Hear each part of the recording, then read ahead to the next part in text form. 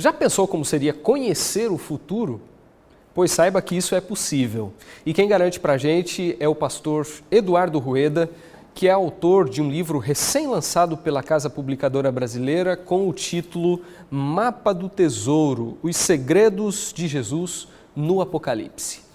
E é com o autor justamente que nós vamos conversar.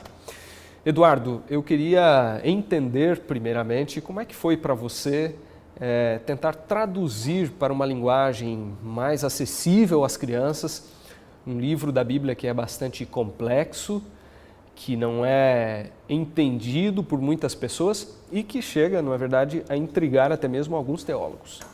Realmente, como você disse, Márcio, muita gente considera o livro de Apocalipse um tabu, um livro misterioso, um livro fechado. De fato, esse livro, o último da Bíblia, é um livro misterioso, mas não é, de modo nenhum, um livro fechado.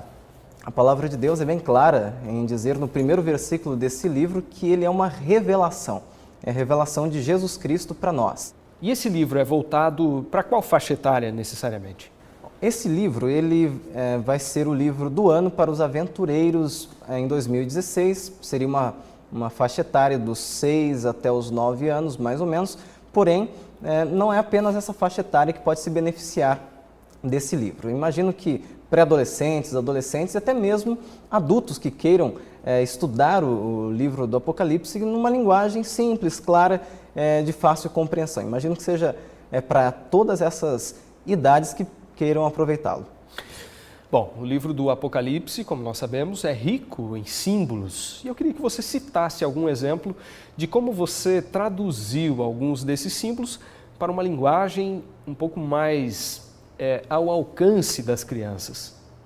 Um dos capítulos fundamentais do livro de Apocalipse é o capítulo 12, que traz um esboço, um panorama do grande conflito entre o bem e o mal. Existem vários símbolos, vários detalhes complexos nesse capítulo, mas que nós podemos traduzir numa linguagem bem simples para as crianças, apenas reforçando o que elas já sabem, que existe uma briga, uma luta, uma guerra no mundo entre as forças do bem e as forças do mal, que elas naturalmente estão acostumadas a ver nos desenhos, nos filmes, nos programas de televisão em geral. A partir dessa realidade com a qual as crianças já estão acostumadas, nós explicamos a realidade maior, que é do conflito entre Cristo e Satanás. Esse é apenas um dos exemplos.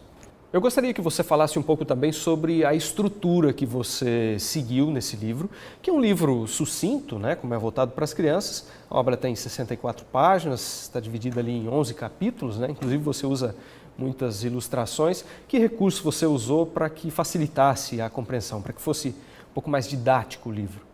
O livro segue a estrutura básica do livro do Apocalipse, baseado nas principais profecias desse livro. Ele tenta cobrir os períodos da história, os períodos proféticos da história, desde os tempos de Cristo até o tempo do fim, até a segunda volta de Jesus. E é claro que por falar sobre o grande conflito, como eu já mencionei, esse livro também se reporta à origem do mundo, ao começo dessa luta entre o bem e o mal. Mas a estrutura é basicamente essa, do começo até o fim da história. Bom, eu percebi que ao final de cada capítulo você tenta provocar um pouco o leitor, trazendo algumas perguntas, né, para estimular a interação com o público, não é? Eu procurei colocar algumas perguntas para interação, de maneira que esse livro ele pode ser utilizado não apenas na leitura particular, devocional, mas também no estudo em grupo, em dinâmicas que os adultos queiram fazer com as crianças, enfim, é um livro que pode ser usado em diversos contextos para várias idades. E como é que as pessoas podem adquirir o material?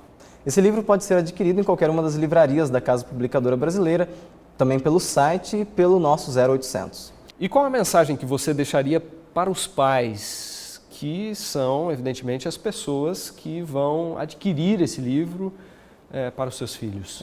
Eu incentivo os pais a incentivarem os filhos no estudo da Palavra de Deus, especialmente do último livro, já que a geração de filhos da atualidade é a geração do tempo do fim.